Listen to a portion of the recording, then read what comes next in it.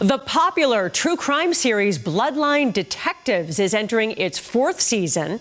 This season will be focusing on cutting-edge genetic and search technology going on behind the scenes as detectives solve cold cases by creating DNA trails leading them to suspects. An award-winning TV journalist and former prosecutor Nancy Grace is the host. She joins us now to share more details. Nancy, so great to meet you and get to talk to you.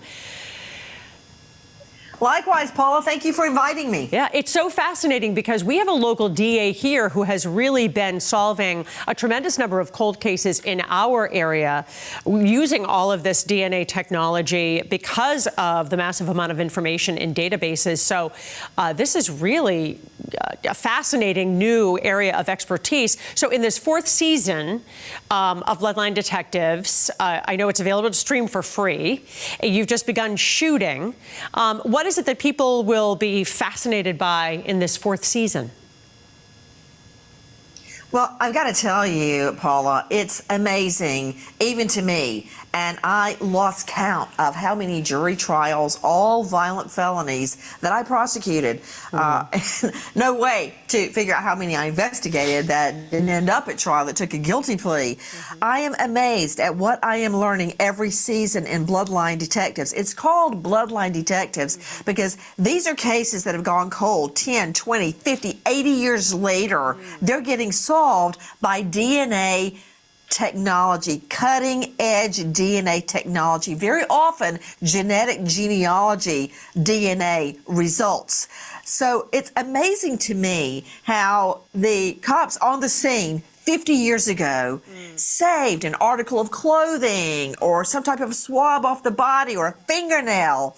And now, years later, that DNA can be lifted and put into a genealogical website like GEDmatch, or let's just go with 23andMe, although that one's a private one.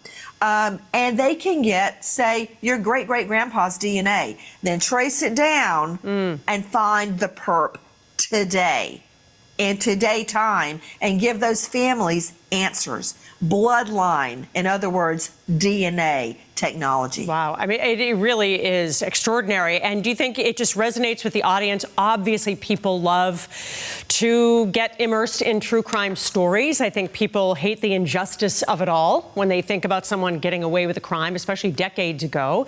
You know, what is it, though, about your particular program that you think resonates with the audience that people become so hooked? Well, for instance, we're covering a case of a 22-year-old woman, Angela Brasso, who was in college studying to make her dreams come true when she is murdered by a serial killer. And the case is cold.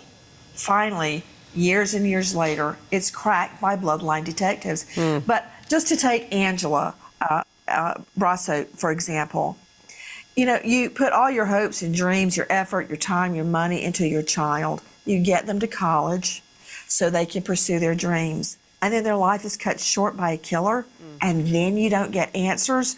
I think a lot of parents around the country can identify with that scenario where you try so hard to advance your child even an inch, and then that.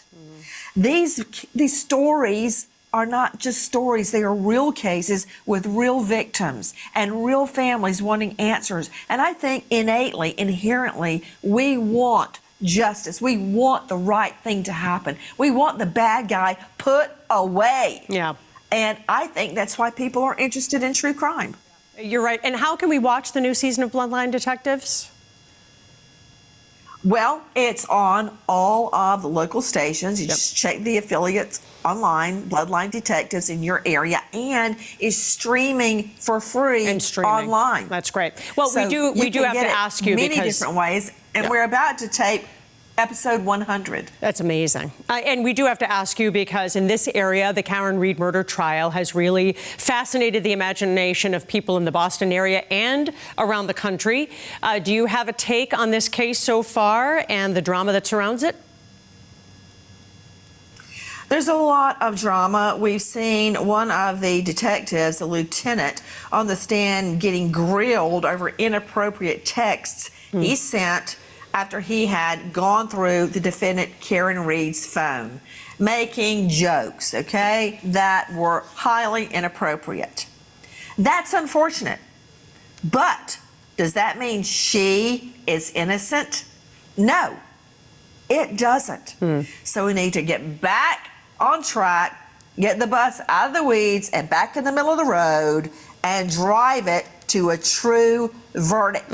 Yeah, you and know, I believe with her statement and the damage done to her tailpipe, to her rear light, I believe a jury is going to return a verdict of guilty. Interesting. I really do. Yeah, there are so many unusual aspects of this case that the defense attorney has been very astute at pointing out about police officers gathering evidence with red Solo cups, for instance, and these inappropriate text messages, that kind of thing, that it is interesting you point out. The jury might raise its eyebrows at those kinds of details, but you think in the end that a good prosecutor will be able to get back to the main point of the case, and you believe it'll be a guilty verdict at this point?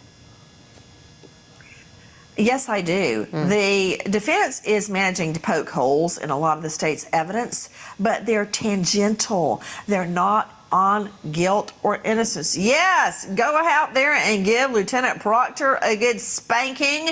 Maybe he'll get a reprimand for his inappropriate comments while investigating the case. But the reality is the evidence is strong. And you know what? We saw this technique work in the O.J. Simpson double murder prosecution. The state was attacked, police officers were attacked, sometimes rightly, sometimes wrongly, and it ended in a not guilty verdict. But do you really think Simpson didn't do it? Because I think he did. And that is the overarching question in this case. Did she do it? Well, we shall see. Nancy Grace, the host of Bloodline Detectives, will look for this 4th season. Thanks so much for your expertise and your time today. We appreciate it. Thank you for inviting me.